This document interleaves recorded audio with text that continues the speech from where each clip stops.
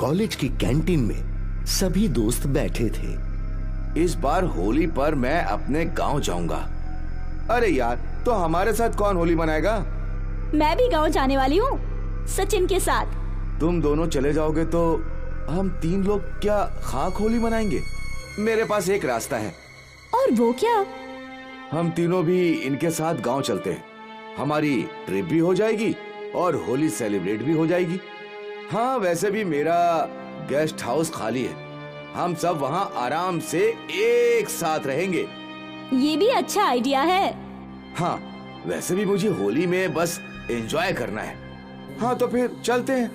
पांचों ने तय कर लिया कि वो लोग किशोर और शोभा के गांव में होली मनाएं। और होली के एक दिन पहले वो लोग कार से गांव पहुंचे। यहाँ किशोर ने सबका साथ में रहने का इंतजाम किया था। अब नेक्स्ट 5 दिनों के लिए ये गेस्ट हाउस हमारा है। मैंने पापा को बोल के इसकी सफाई करवा ली है। और हाँ, सबसे इम्पोर्टेंट बात, गांव में बिजली आती जाती रहती है, तो अपने फोन जब बिजली आए तब चार्ज कर लेना।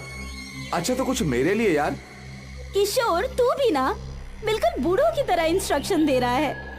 मेरा काम था तुम्हें बताना, अब तुम लोग खुद देख लो। कल हम सब साथ में होली मनाएंगे। बहुत मजा आएगा। उस रात सभी दोस्तों ने साथ में पार्टी की, डांस किया और फिर सो गए। अगली सुबह शोभा ने सबको उठाया। अरे उठो उठो, happy Holi, happy Holi, happy Holi. सभी ने एक दूसरे को कलर लगाया और फिर से म्यूजिक की धुन पर नाचने लगे। कुछ देर बाद शोभा ने म्यूजिक बंद कर दिया। अब सब चलो मेरे घर, वहाँ नाश्ता वाश्ता खाएंगे। हाँ, और अंकल आंटी को भी रंग लगाएंगे। पांचों दोस्त शोभा के घर गए। वहाँ शोभा के माता पिता के साथ सबने होली मनाई। फिर शोभा की माँ ने सबके लिए नाश्ते का इंतजाम किया। भूखे दोस्त नाश्ते पे टूट पड़े। वो लोग खा रहे थे, तभी मनोज का ध्यान एक आदमी पर गया। वो आदमी नशे में नाच रहा था। चल पता करते हैं, गांव में दारू कहाँ मिलती है। ओए, इसने दारू का नशा नहीं बल्कि भांग का नशा किया है। अरे वाह, मुझे भी भांग पीनी है। रुक, पता लगाता हूँ कि कहाँ मिलती है। मनोज वहाँ से चला गया।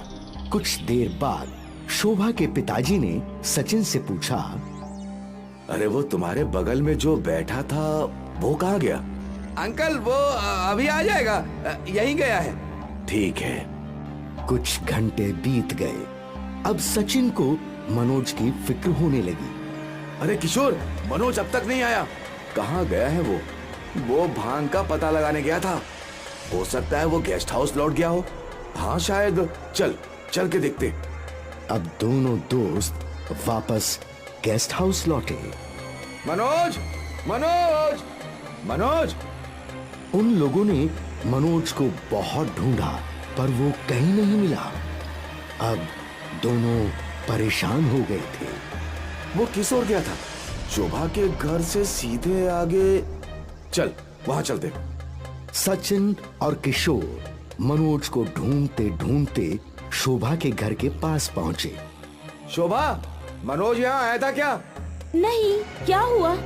काफी घंटे हो गए, वो गायब है। पर वो गया कहाँ था? भांग लाने। भांग का नाम सुनते ही शोभा के पिताजी डर गए। भांग लाने? हाँ अंकल, उसे नहीं जाना चाहिए था। पर क्यों? क्योंकि इस गांव में कोई भांग बेचता ही नहीं है। पर हमने खुद एक आदमी को भांग के नशे में झूमते हुए देखा था। वो तुम्हारे लिए जाल था। शायद उसे पता चल गया था कि तुम लोग नए हो, इस गांव के रहस्यों से अनजान। कैसा रहस्य?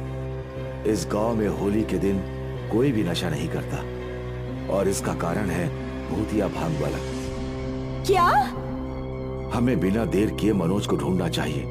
मैं अभी सबको बुलाकर लाता हूँ। शोभा के पिताजी कुछ गांव वालों को अपने साथ ले आए और सारे लोग अलग अलग दिशा में मनोज को ढूंढने लगे। मनोज! मनोज! मनोज! मनोज! कई घंटे बीत गए। शोभा के पिताजी ने मनोज को गांव के बाहर वाले जंगलों में भी ढूंढा। सुबह से रात हो गई, पर मनोज का अब तक कोई पता ठिकाना नहीं था। रात में जंगल की ओर से चीखने की आवाजें आने लगी। बचाओ, बचाओ मुझे! सभी लोग उस दिशा में दौड़ पड़े। मनोज की आवाज गूंजने लगी। अचानक घसीटने की आवाज सुनाई दी। वो रहा मनोज! बचाओ! सचिन मुझे बचाओ! सचिन मुझे बचा ले! सचिन मनोज तक पहुंचने ही वाला था कि मनोज गायब हो गया। मनोज! इसके बाद राधा को मनोज दिखा। वो भी दौड़ने लगी। वो दौड़ते दौड़ते जंगल के अंदर चली गई और कुछ देर बाद ये तो राधा की आवाज है। हम यहाँ मनोज को ढूंढने आए थे। अब राधा भी गायब हो गई। एक एक करके सब गायब हो जाएंगे। हमें लौटना चाहिए। शोभा सही कह रही, वो भांग वाला किसी को नहीं छोड़ेगा। पर क्यों? हमने क्या बिगाड़ा है उसका? तुमने नहीं, हम गांव वालों ने। कई सालों पहले वो भांग वाला गांव में भांग बेचता था। एक बार उसकी भांग पीकर कुछ लड़कों ने एक लड़की को छेड़ा। लड़के तो गायब हो गए, पर गांव वालों ने भांग वाले को खूब पीटा, इतना कि उसने वहीं दम तोड़ दिया। और उस दिन से वो चुन चुन के सबका शिकार कर रहा है। अब मनोज और राधा का क्या होगा? शायद अब तक उन्हें मार दिया होगा। लेकिन अगर वो जिंदा होंगे तो बहुत मुश्किल है। हम सब उन्हें ढूंढने की कोशिश कर सकते हैं, पर सब एक साथ रहना। सभी लोगों ने एक दूसरे का हाथ पकड़ लिया और वो जंगल के अंदर की ओर चलने लगे। आगे जाकर उन्हें वापस मनोज और राधा की आवाजें सुनाई दी। बचाओ, मुझे बचाओ! बचाओ! मुझे बचाओ! अब सभी लोग एक साथ एक ही दिशा में चलने लगे।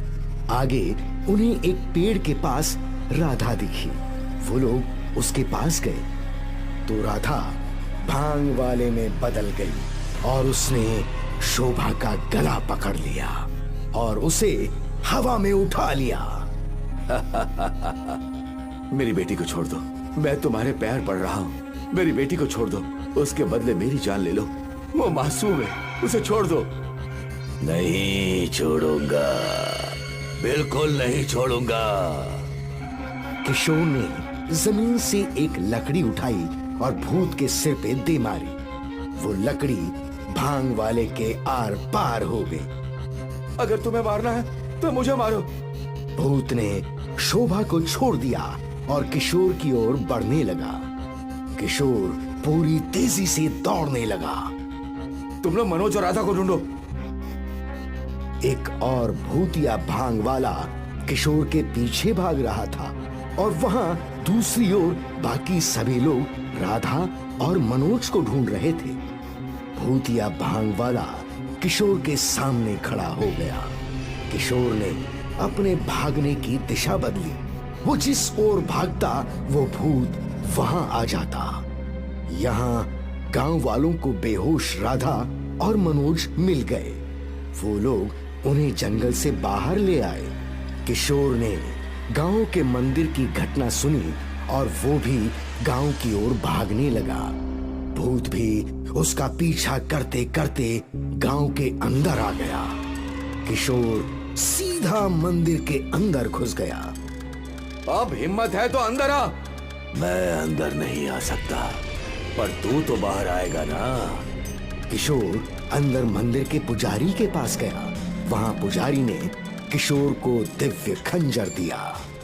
इस दिव्य खंजर से वो भूत मर जाएगा। किशोर उस दिव्य खंजर को लेकर बाहर आया और वो भूत उसके सामने खड़ा हो गया। आखिर तो मरने के लिए आ ही गया। किशोर ने बिना देरी किए वो दिव्य खंजर भूत के पेट में घोंप दिया। भूतिया भांग वाले का अंत हुआ। सारे दोस्त बच गए और गांव को भूतिया भांग वाले से आजादी मिली।